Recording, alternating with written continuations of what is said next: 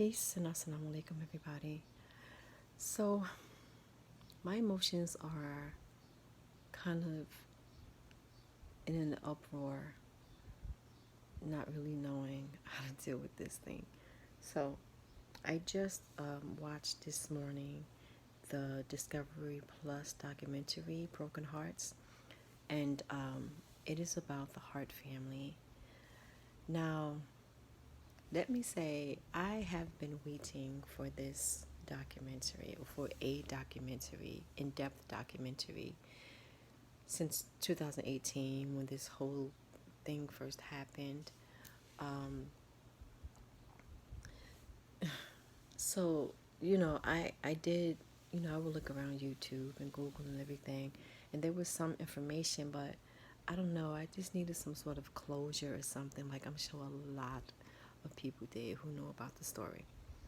So, the Hart family consisted of two white women who were lesbians, and they were married, and they adopted 6 children, which were 2 sibling groups. Now, most places you look, they say that they adopted 6 black kids, but just to be clear, I think, um, if I'm not mistaken, they said that the first group of kids they had, the first 3 siblings that they adopted were Hispanic. They absolutely look Hispanic, um, definitely when they were younger. So it was those 3, and then a while later they adopted 3 other children who were siblings, and they were African American. So what happened is, the reason we even really know about them, or still talk about them, I should say, because they were already in the media. If you recall, during, I think it was Ferguson, one of the rallies, like Black Lives Matter type thing, there was a photo that went viral of a little young boy in like a little blue fedora and his dope ass leather blazer, leather jacket, and he had a sign that said "Free Hugs," and the photo that went viral was of him hugging on a white cop and like crying. I, like probably most black people, black or even brown people, saw this and I was like, this looked like some crazy shit right here. Like, what's up with this? It just didn't seem right. And then looking at the photos now, the subsequent photos from that moment, from that day, it's like chilling to me. The look on his face, I don't get the impression. First of all, it was weird. It was inappropriate in a way to me. Um, it seemed like some type of stage thing back then when I initially saw it, because, and it was just corny and tacky. Like, who made this little boy hug this white cop in a Black Lives Matter rally? Like, why? For what? What's the point of all this, right? But to see the other photos that, that I didn't see back then, that she perhaps put them on, the mother, the dominant mother, Jen, she may have had him on her Facebook page back then. I don't know. I was not and am not on her page. But he looked disturbed to me. Those didn't look like, you know, kumbaya type tears or anything, you know. And he's a young boy, so he was a young boy, so who knows? Probably myriad of emotions could have, been going through him. But nonetheless, it was suspect to me, and I'm sure millions of other black people. And then to learn that his mom, or his adopted mom, was a white woman, it just makes you say, what type of shit is this, right? But anyway, watching this documentary, oh God, it was already disturbing to me because, as I've said, um, I knew about the case because I have watched every video basically that I could find and done some research on Google.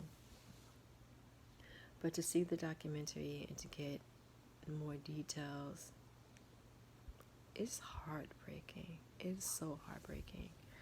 Um, First and foremost, I want to give big ups to their neighbor's dad because I don't really want to give too much away the documentary because hopefully you'll watch it yourself and, you know, get your own opinions of it. But at a point, after some years, some time of them having the children, they left Minnesota where they had apparently been abusing the children. They left Minnesota and moved. I forget where they moved to. So the neighbors there said that one of the little girls jumped out of her window onto the second story roof and then, I guess, dropped down to the ground, ran over to their home 2 o'clock in the morning, bum rushed the husband through the door, ran upstairs to the wife and was like, please, like, you have to help me.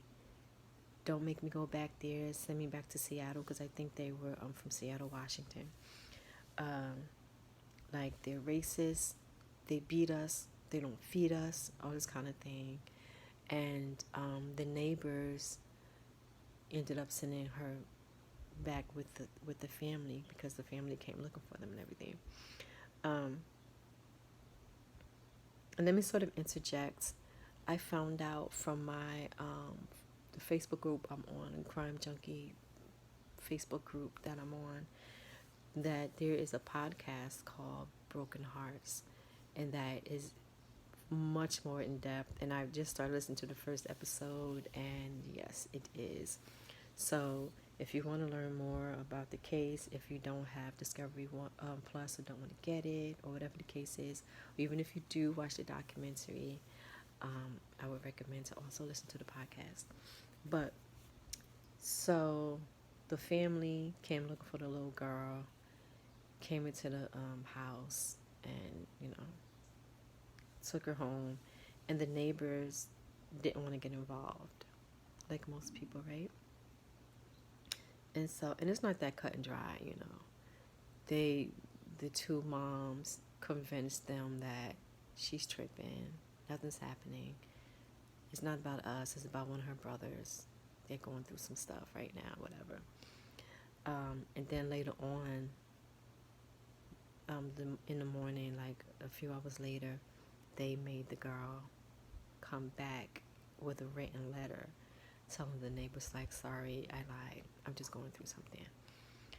So, with the neighbors, they didn't want to get involved, and I don't know if the wife wanted to get involved, but according to her dad, when he called 911, honey, he said the husband didn't want the wife, who was the man's daughter, who was the elder man's daughter, didn't want her to get involved. But the elder guy, he was like, I feel like something is going on, and I can't just sit on this.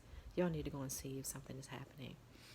And then after that, a little while later, one of the brothers started coming to the neighbors begging for food, saying that the two women, the adopted moms, that they wouldn't feed them. They punished the kids by not feeding them, like, for days.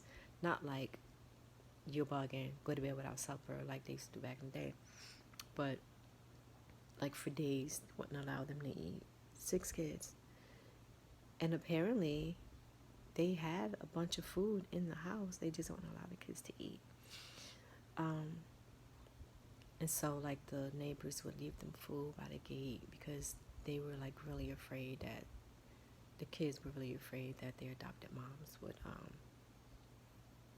get them. And I'm saying adopted moms because I don't want to keep saying, I don't want to say like the women or whatever, because I'm talking about three different women. So for clarity's sake, the adopted moms.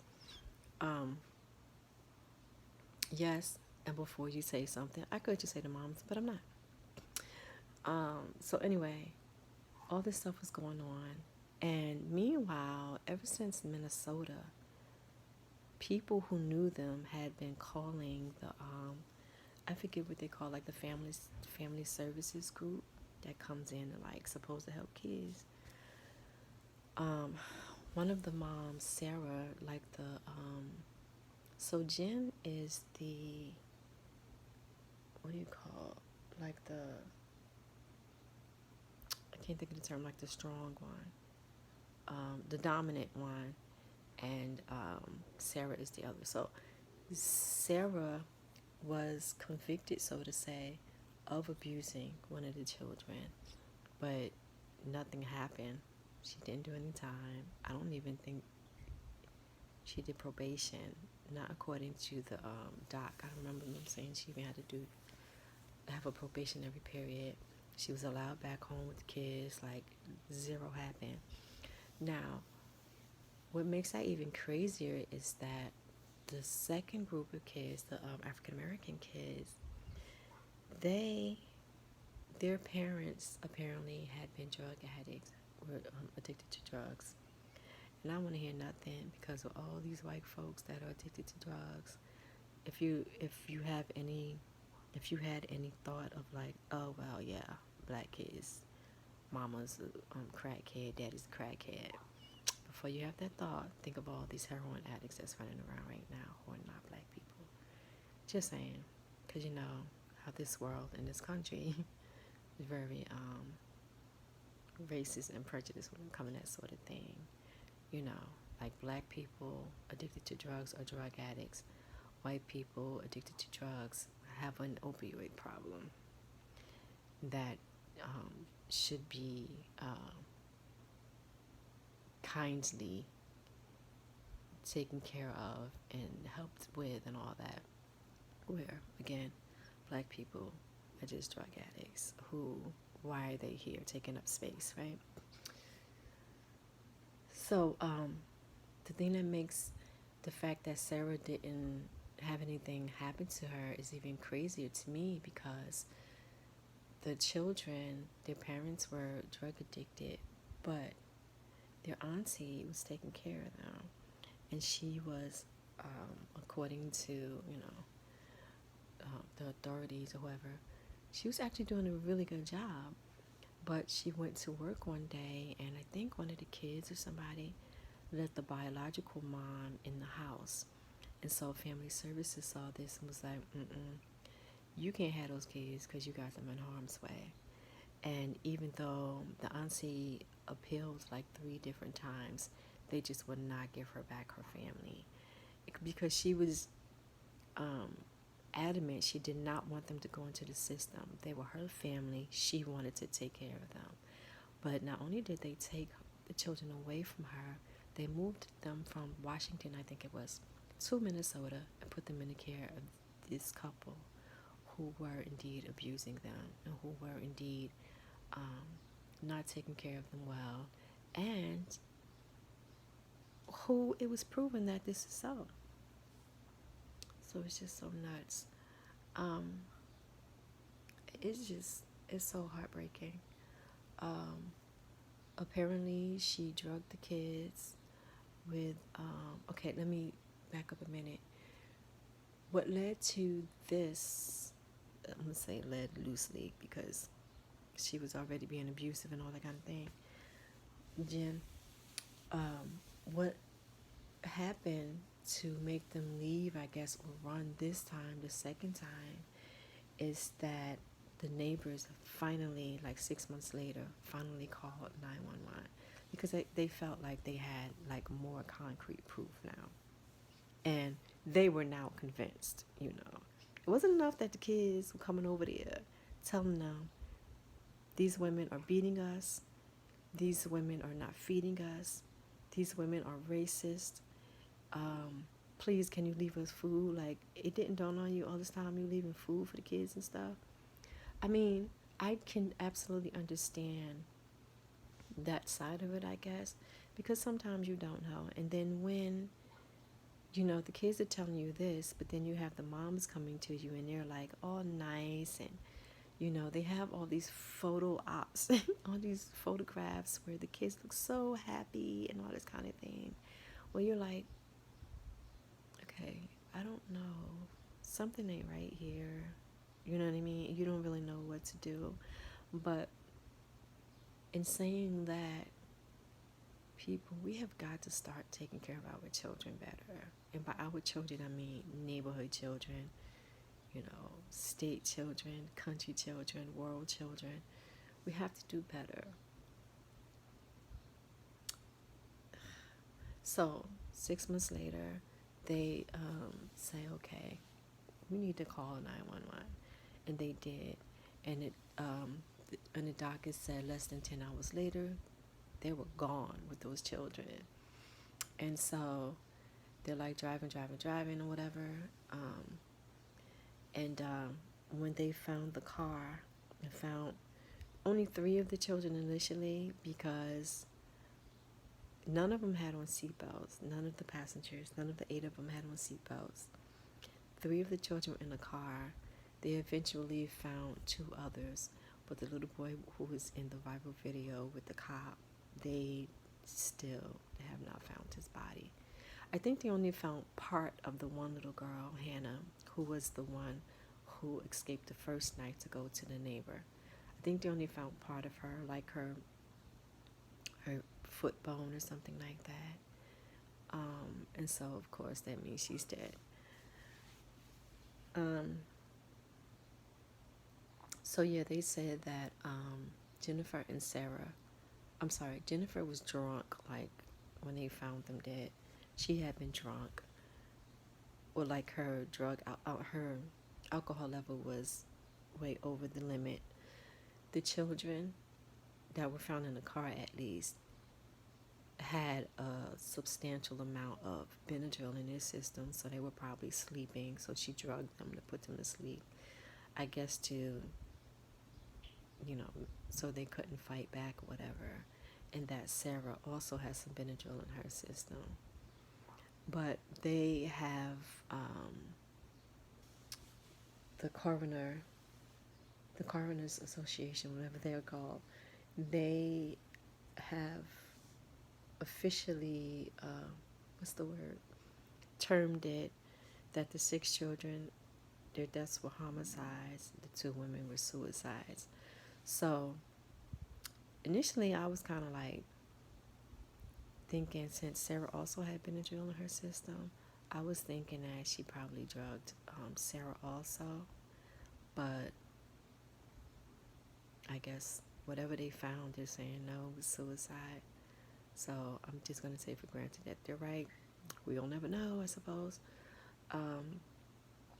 And then, of course, initially everybody was just like, oh my God, this is tragic. Like, this is a horrible accident. But then they realized, no, it's not an accident. This heifer actually drove off the damn cliff.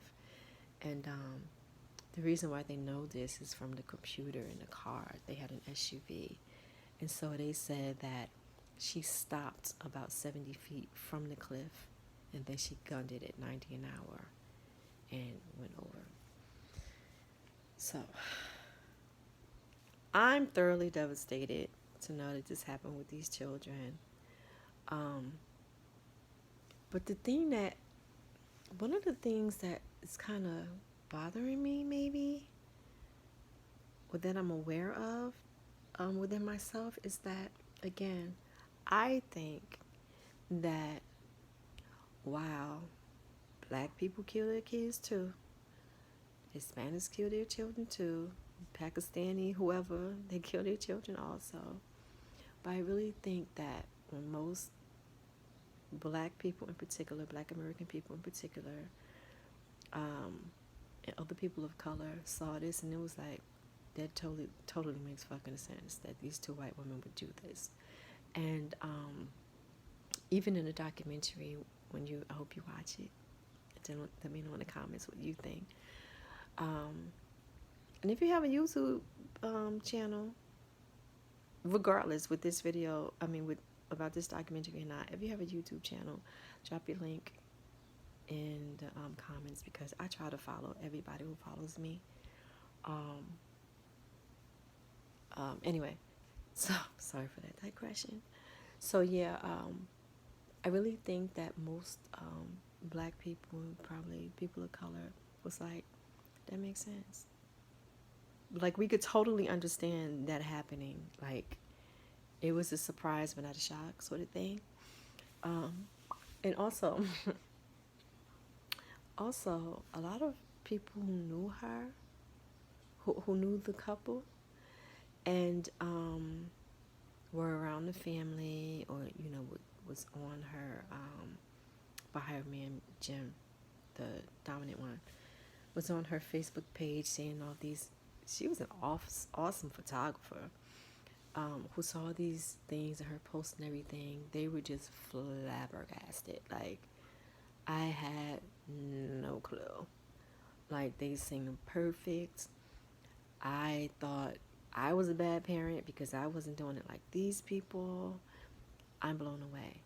And I think the thing that bothers me about that is that white liberals, I'm sorry, honey, I could be way wrong. And this is an observation of mine, though, and I'm from New Jersey. We got a whole hell of a lot of white liberals where I'm from. But I think it is so much more about how things look, So they see, even somebody said, like, I just saw like this non-traditional family and it was like just so great and everything, because that's what you want to see. People want to see a little black boy crying, holding a white cop. Oh, see, we're really all the same if we just raise them a certain way. You know what I'm saying? Or, when you, knowing what we know now, again, 2020, hindsight, but knowing what we know now, when you look at the pictures, it's like, all this stuff looks like just photo ops. Like, she was going for something, like, yeah, look at my family. We're doing this, we're doing that. Isn't this so lovely? We're lesbians, we're white. We adopted these black kids who, their parents were crack addicts and they had so many issues. And look what we did for them. You know what I mean? It's so nuts. But again, that's what people like to see. Don't show me the reality. I don't want to hear about this BLM shit. What are you talking about? We had a black president, for crying out loud. There's no racism. You people keep talking this stuff. It's the bad people who make people look bad. This isn't going on like this. Like, look at this family, This can be done anywhere. You know what? I think I'm going to adopt me some little black kids. You know what I mean? Just this narrative that gets pushed, which is not reality. And no, all white people don't hurt black kids when they adopt them. But I'm going to tell you, if you find yourself in this here internet, you see other instances where it's like, what kind of shit is this? Whether it's this, extreme abuse going on, or if it's like, white couples who adopt black kids and then they decide, ooh, this is too much.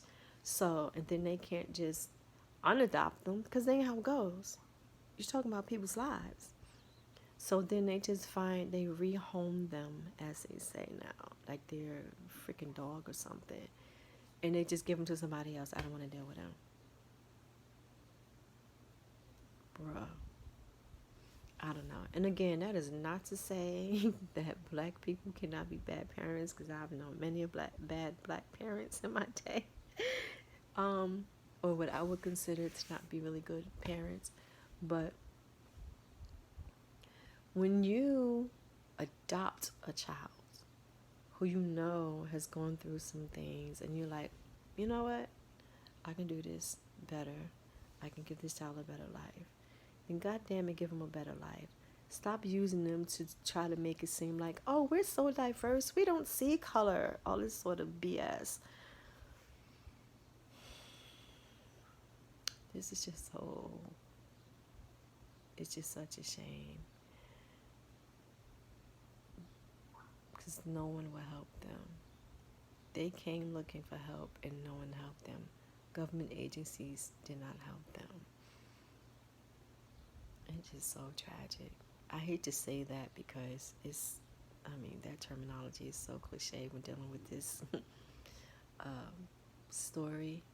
Everybody's like, it's so sad, oh, it's tragic. Yes, it's true, but I'm sort of tired of hearing those adjectives.